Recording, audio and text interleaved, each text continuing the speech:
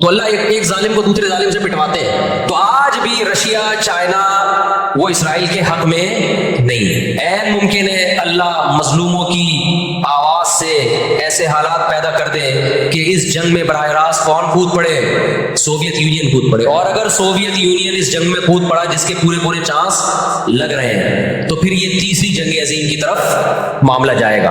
اور اس کے ذمہ دار مسلمان یا فلسطین نہیں ہوں گے. اس کے ذمہ دار ناجائز اسرائیل ہے جس نے ناجائز قبضہ فلسطین پہ کیا ہے. اور پھر دنیا میں جو تباہی ہوگی نا، تباہی ہوگی وہ میرے اور آپ کے تصور سے بھی زیادہ ہے. کیونکہ اب تلواروں سے یا صرف ہوائی جہازوں سے جنگ نہیں ہوتی، اب سب کے پاس نیوکلیئر ہتھیار ہے. اب ایٹم بم چلیں گے.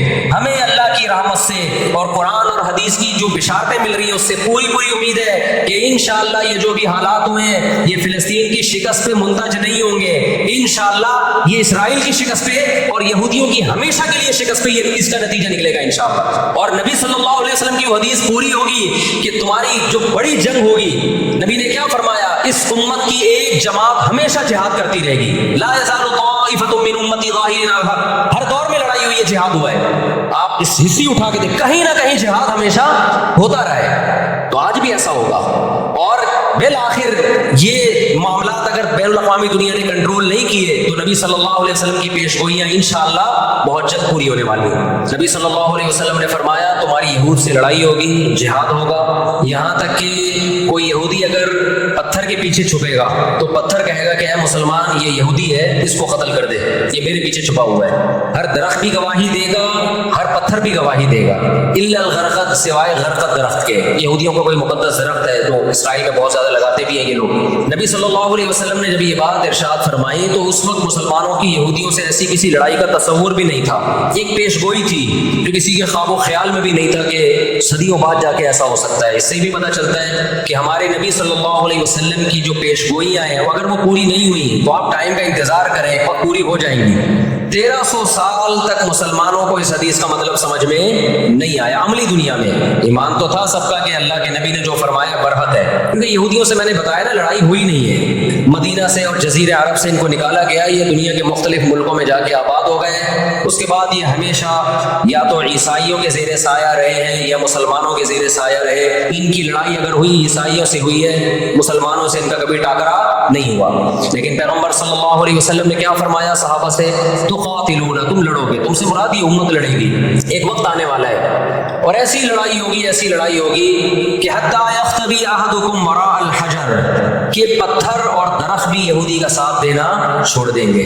آج دنیا جن حالات کی طرف جا رہی ہے نا، یہ ایسا لگتا ہے کہ اس حدیث کے پورا ہونے کا ٹائم آ گیا ہے. ہم جب قرآن مجید پڑھتے تھے، اب بھی پڑھتے ہیں، لیکن جب طالب علمی کے دور میں جب سمجھ کے پڑھنا سیکھا ہم نے تو ہم جگہ جگہ قرآن میں دیکھتے تھے ضربت علیہم الذلہ، اللہ نے ان پر ذلت کو مسلط کر دیا ہے. میں بار بار کہوں یہودیوں سے ہماری مراد علی الاطلاق سارے یہودی نہیں ہیں، کیونکہ میرے بیان کو لوگ شارٹ کلپ بنا کے غلط چلاتے ہیں. تو بار بار میں کہتا ہوں میرا کلپ ادھورا چلاتے ہیں نا تو کوئی یہودیوں کے خلاف نہ چلائے. سارے یہودی ایک جیسے نہیں ہیں. ہم اسرائیل کے اگینسٹ ہیں تو ہماری جو لڑائی ہوگی اسرائیل سے ہوگی. حدیث میں جس یہودی سے لڑائی کا ذکر ہے اس سے مراد بھی کون سے یہودی ہے؟ یہ فتنہ پرست اور شر پسند یہودی ہیں جو اسرائیل پہ غاصبانہ قبضہ، فلسطین پہ جنہوں نے غاصبانہ قبضہ کیا ہوا ہے. سمجھتے ہو کہ نہیں سمجھتے؟ تو آپ صلی اللہ علیہ وسلم نے فرمایا کہ تقاتلون الیہود، تمہاری جنگ کس سے ہوگی؟ یہود سے ہوگی. دجال کس کا سپورٹر ہوگا؟ بولتے کیوں نہیں؟ ابھی تو دجال آیا نہیں ہے اور آپ نے بولنا چھوڑ دیا ہے. جب آئے گا تو پھر تو اچھوں کی بولتی بند ہو جائے گی. کس کا سپورٹر ہوگا وہ؟ ہاں میں عرض کر رہا تھا کہ ہم جب قرآن پڑھتے تھے ضربت علیہم الذلہ، قرآن کہتے ہیں ہم نے ذلت ان کے اوپر دے ماری ہے. ان فسادوں کی وجہ سے جو یہ کرتے رہے ہیں دنیا میں، ان فسادات کی وجہ سے ہم جب پڑھتے تھے ہم کہتے تھے اللہ آج تو یہودی ذلیل نہیں ہے. اسرائیل کتنا پاورفل ہے کہ گچی کس کی پکڑی ہوئی ہے اس نے؟ امریکہ کی. ہندوستان کو گچی سے پکڑا ہوا ہے. تو آج تو بڑی عزت ہے. میں نے اپنے استاد سے یہ سوال پوچھا، انہوں نے بڑا معقول جواب دیا اور یہ تفسیر کی کتابوں میں بھی لکھا ہے. دیکھیں آپ یہودیوں کی ہسٹری اٹھا کے دیکھیں نا، ہمیشہ کوئی نہ کوئی ایسا ان پر مسلط ہوا ہے جنہوں نے ان کی شرارتوں کا مزہ ان کو دنیا میں چکھایا ہے. قرآن سے بھی یہ بات ثابت ہے کہ ان کو ان کی شرارتوں کا مزہ، عذاب جو ہے وہ دنیا میں ملتا رہے گا. میں بار بار کہتا ہوں ہٹلر نے بھی ان کو عذاب دیا ہے. ہٹلر سے پہلے بھی اسلامی نہیں بلکہ دنیا کی تاریخ میں بہت سے ہٹلر گزر چکے ہیں. جنہوں نے ان کی شرارتوں کی ان کو دنیا میں سزا دی ہے. ہم پھر بھی بتائیں ہٹلر کے حامی نہیں ہے جو ظلم اس نے کیا، لیکن وہ بھی ان کی شرارتوں سے بیزار تھا. قرآن کہہ رہے ہیں ہم نے ان پر ذلت کو دے مارا ہے، دنیا میں بہت دفعہ رسوا ہوئے یہ. اب کیا ہے؟ یہ آخری ذلت ہے یہودیوں کی، جو اب کس کے ہاتھوں ہونے والی ہے؟ فلسطینیوں کے ہاتھوں. آپ کو معلوم ہونا چاہیے جب دنیا میں کسی کو بہت زیادہ ذلیل کیا جاتا ہے نا تو پہلے اس کو عزت دی جاتی ہے. کسی کے گلے میں آپ جوتوں کا ہار پہنا دو، یہ بھی ایک ذلت ہے. اور ایک طریقہ یہ 3 پیس سوٹ ٹائی میں آپ اس کو صدارت کی کرسی پہ بٹھائیں اور پھر آپ اس کو جوتوں کا ہار پہنا دیں. بتاؤ کون سی بڑی ذلت ہے؟ دوسری ذلت پہلی ذلت سے بڑی ہے. پوری دنیا میں مار کھانے کے بعد نا اپنی شرارتوں کی وجہ سے آج اللہ نے ان کو ایک تھوڑی سی حکومت دی ہے. ایک چھوٹا سا کنٹری، آپ اگر اسرائیل کو نقشے میں دیکھیں گے تو کراچی بھی بڑا ہے اسرائیل سے. اتنا چھوٹا ملک، اتنا چھوٹا ملک، اور تعداد بھی بہت تھوڑی. اللہ نے انہیں کچھ وقت پنپنے دیا ہے. اللہ نے کہا ٹھیک ہے تم دنیا تمہاری آخری شرارت دیکھ لے، اس کے بعد جو میری طرف سے تم پہ مار پڑنے والی ہے اس کے بعد قیامت تک تو دوبارہ اٹھنے کے قابل نہیں رہو. یہ آخری ذلت کا انتظام ہو رہا ہے یہود کا.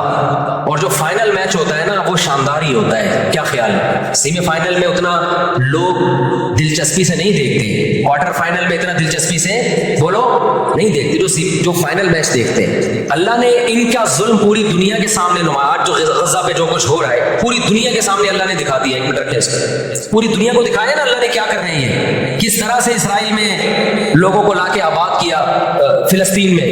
پھر فلسطینیوں پہ اقوام متحدہ کی 60 سے زیادہ قراردادیں ہیں جس کی اسرائیل دھجیاں اڑا چکا ہے. 60 سے زیادہ قراردادیں، 60 سے زیادہ، جس کو اسرائیل نے ماننے سے انکار کیا ہے. یونائٹڈ نیشن کی بات کر رہا ہوں میں. تو اللہ تعالیٰ ان کو تھوڑا سا پنپنے دے رہے ہیں کہ ٹھیک ہے اس دفعہ سیمی فائنل تم جیت لو، فائنل تک تو پہنچو نا تم، اس کے بعد ہوگا کیا. دیکھو آپ نے سنا ہوگا کہ لاتوں کے بت ہاتھوں سے نہیں مانتے. یہ جو اسرائیل جو کچھ کر رہا ہے نا اس کا اصل حل مجھے بھی پتا ہے مظاہروں میں نہیں ہے. اس کا اصل حل ہے جہاد. اس کا اصل حل کیا ہے؟ جہاد، جو کہ فلسطینی کر رہے ہیں. میں نے جب لوگوں کو یہ کہا نا کہ اپنے ملک میں پرامن مظاہرے کرو، لوگوں نے کہا لو پرامن مظاہروں میں لگا کے لوگوں کی صلاحیتیں خراب کر رہے ہیں. ہم آپ کو جہاد سے نہیں روکتے، لیکن آپ جہاد اپنے ملک میں کرو گے توڑ پھوڑ کر کے. یہ جہاں یہودی ظلم کر رہے ہیں وہاں لڑائی کرو گے آپ. تو یہ عجیب منطق نہیں ہے کہ ظلم وہاں ہو رہا ہے، آپ نے اپنے ملک میں توڑ پھوڑ کرنا شروع کر دی. تو اس سے یہودی ناراض ہوگا یا خوش ہوگا؟ تو کہے گا اور اچھا ہے بم دھماکے کرو یار، پرامن نہیں، بہت بموں کے ساتھ کلاشن کوفوں کے ساتھ اپنی کنٹری میں مظاہرے کرو، ہمیں آ کے چھڑو یہاں پہ. ہم جہاد کے منکر نہیں ہیں، آپ سے زیادہ الحمدللہ جہاد کو مانتے ہیں. لیکن آپ اگر یو کے میں، کینیڈا میں، پاکستان میں، سعودی عرب میں توڑ پھوڑ والے مظاہرے شروع کر دو گے، چاہے غیر مسلم کنٹریز میں بھی، خدا کی قسم اس سے اسرائیل کی وہ جو بھی نہیں رہیں گی. تو اس وقت آپ جوش سے زیادہ ہوش سے کام لیں. جوشیلی تقریریں کرنے والے بہت ہیں مارکیٹ میں، ابھی نعرے بھی یہاں لگ رہے ہیں، ہم یہ کر دیں گے، ہم وہ کر دیں گے. ان سے پوچھو کیسے کرو گے؟ شام کو گھر پہ جا کے گٹکا کھا کے سو جاتے ہیں وہ. جوشیلی تقریریں کرنے والے، میں مانتا ہوں جہاد ہی ہوگا، لیکن ہوگا کس سرزمین پہ؟ جہاں یہودی لڑ رہا ہے وہی لڑا جائے گا.